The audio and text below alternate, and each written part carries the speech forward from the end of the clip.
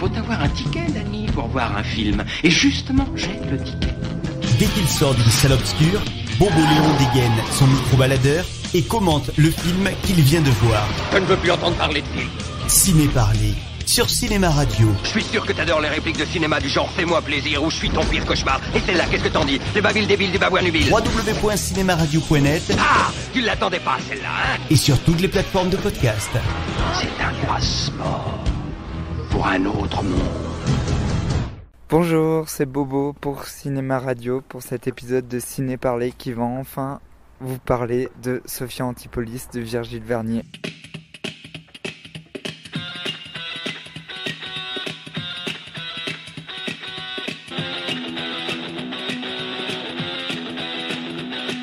Une rayade de bambins libre flamme leur manteau. Une ribambelle de nains foutent le feu dans le métro. Une armée de gamins qui brûlent les magasins. 3 millions de lycéens qui abolisent leurs bouquins. Une concierge allumée fout le beau quartier. Le président fait les entames d'Élysée. 3 secrétaires en chaleur cassent leur directeur. Une tribu de bonnes sœurs, introduit de Sacré-Cœur.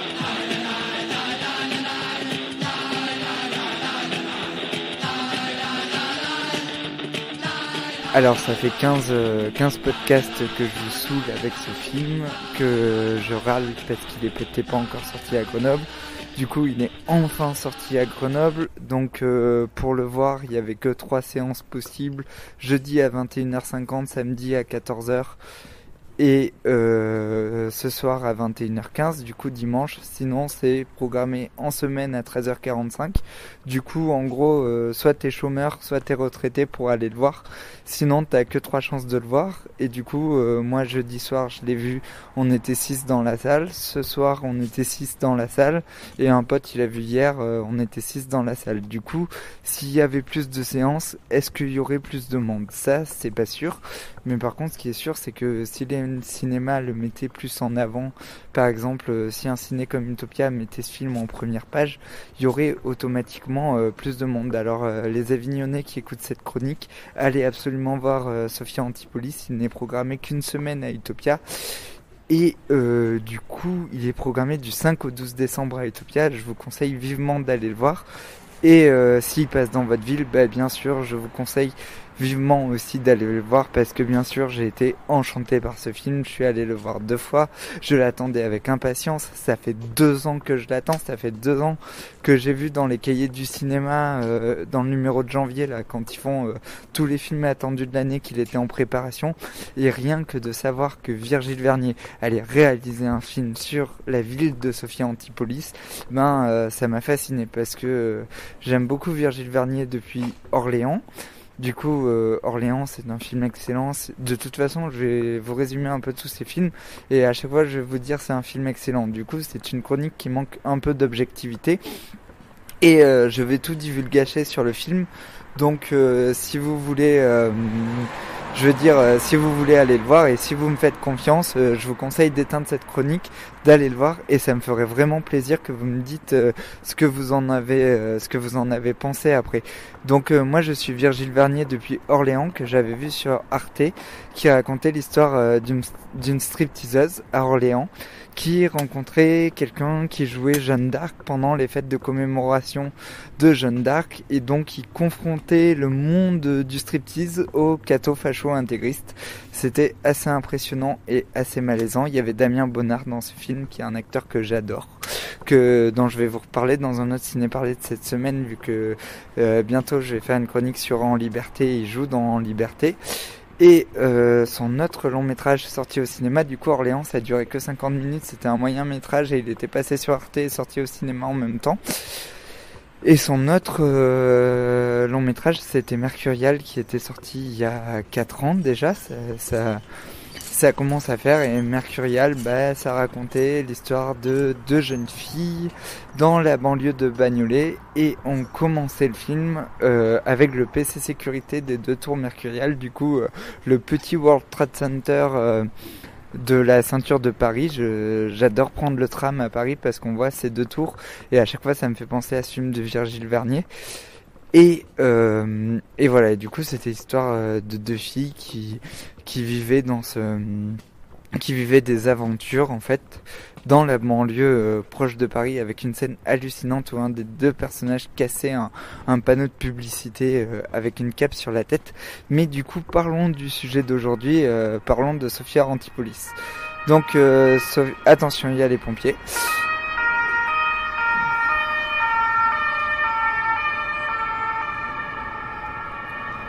Donc voilà, j'avais fait une petite pause pour laisser passer les pompiers.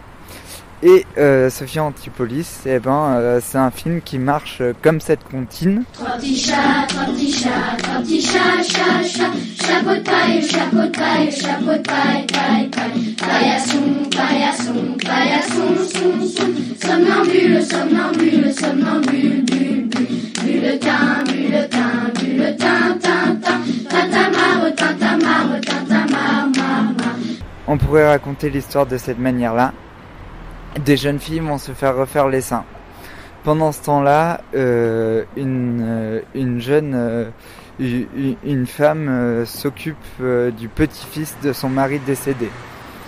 Pendant ce temps-là, des gens font du porte-à-porte pour l'équivalent de l'église de Scientologie. Pendant ce temps-là, on suit le PC sécurité de Sophia Antipolis. Pendant ce temps-là, une jeune fille s'échappe et va être retrouvée carbonisée. Pendant ce temps-là, les membres du PC sécurité se prennent pour des super-héros et font justice eux-mêmes. Pendant ce temps-là, on suit une héroïne, on suit une jeune fille qui va essayer de retrouver sa copine disparue. Bref, c'est un film qui marche de fil en aiguille, qui fonctionne par blocs. Ça pourrait être 4 courts-métrages collés les uns aux autres comme un film à sketch. Sauf que, en fait, je l'ai vu 2 fois, du coup, je me suis rendu compte que tout était très écrit. Il retombe sur ses pattes à chaque fois. Et en fait, toutes les histoires sont liées entre elles.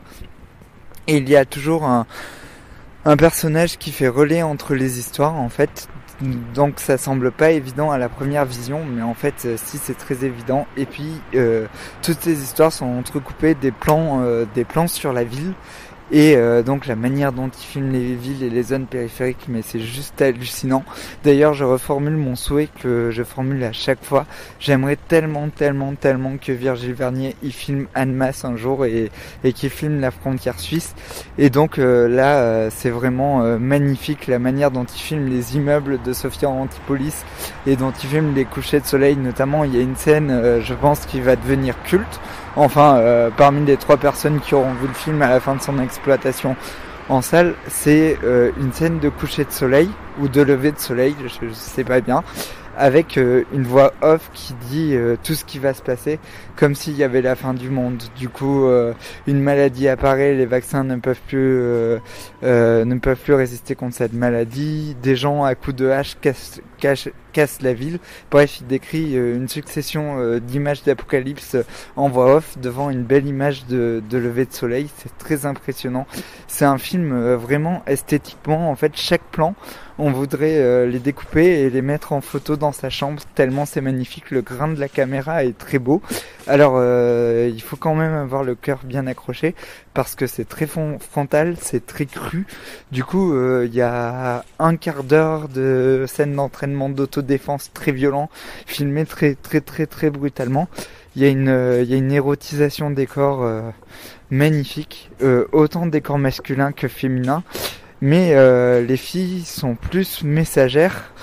En fait, elles passent un message, notamment dans le dernier segment du film où on a la clé de l'histoire, en fait, où on nous raconte ce qui s'est passé avec l'héroïne qui est tout le temps hors champ, qui s'appelle Sophia, mais qui préfère qu'on l'appelle Sonia. Du coup, c'est très beau. Dans la voix off, elle dit elle s'appelait Sonia.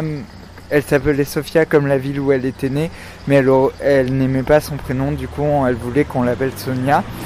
Et dans cette errance-là de la camarade de classe de la jeune fille qui a été brûlée, on a vraiment des plans magnifiques Et tous les plans, on a envie de les prendre en photo, mais même rien que les dialogues du film sont très musicaux, on a juste envie que ce soit un feuilleton radio aussi. En fait, c'est hallucinant parce que là, en faisant la chronique, je me rends compte déjà, je m'excuse parce que je ne pourrais pas vous rendre compte de la richesse du film rien qu'avec ma modeste chronique. Du coup, je vous redis, allez absolument le voir.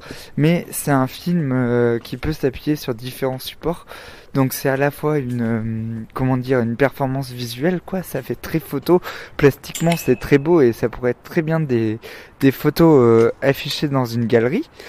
Ensuite ça pourrait le son ça pourrait très bien être une image radio, une émission radio parce que la bande son est magnifique, les dialogues sont superbes. Et voilà, et je sais pas dans quelle mesure il improvise avec ses acteurs, dans quelle part est du documentaire, quelle personne s'est fait vraiment refaire les seins, par exemple dans le premier segment.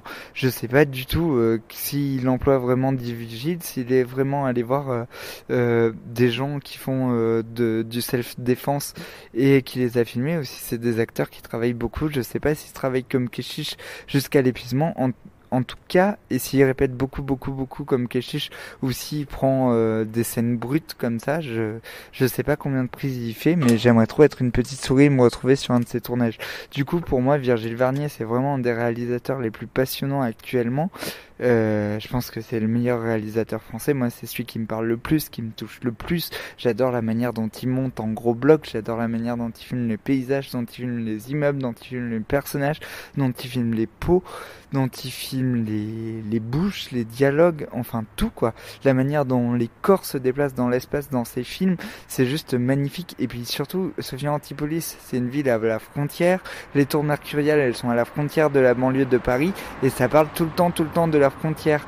Là, il parle des migrants. Du coup, la milice autonome, on va dire, va brûler des tentes de migrants. On est à la frontière italienne. Du coup, on pense à Cédric Héroux.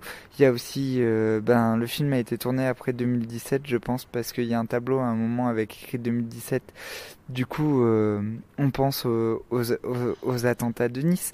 Enfin bref, le nombre de choses qu'évoque ce film, c'est juste hallucinant, quoi. C'est d'une richesse folle. Et moi, je sais pas, à part vous conseiller d'aller le voir et de vous dire d'aller le voir avec un pote et de lui dire ou une pote et de lui dire viens avec moi, on va voir ce film, c'est super. Parce que il faut absolument qu'il fasse des entrées. Moi, je rêve que le prochain film de Virgile Vernier, il fasse la couverture de Positif des Cahiers du cinéma et de la 7e Obsession. Enfin, il faut absolument que ce cinéaste soit mis plus en avant et soit vu. Alors après, est-ce que sa place est dans le cinéma ou dans un musée d'art contemporain ? Moi, je pense que sa place est au cinéma. Et que c'est vraiment du cinéma magnifique, mais par contre je me demande pourquoi les profs des Beaux-Arts ne poussent pas leurs élèves à aller voir ce film, et pourquoi les exploitants n'organisent pas des rencontres avec ce réalisateur qui est quand même un réalisateur passionnant, quoi. Que le fait que ce film soit sorti dans 8 salles en France, alors que les gens se branlent sur le grand bain en ce moment, ou En Liberté, que j'ai vu, mais franchement ça fait le job, mais ça casse pas 3 pattes à un canard, c'est juste scandaleux en fait. Ça me révolte que ce réalisateur ne soit pas qu'un réalisateur aussi important, aussi politique, aussi engagé, aussi brutal ne soit pas plus reconnu. Je pense qu'il y a un problème quelque part. Alors est-ce que c'est la faute du distributeur ? Mais non, apparemment Shellac fait très bien son travail. Est-ce que c'est la faute des critiques ? Ben non, il a eu une éloge dans Criticat, une éloge sur Cinématrack, positif, ils ont fait une notule très positive.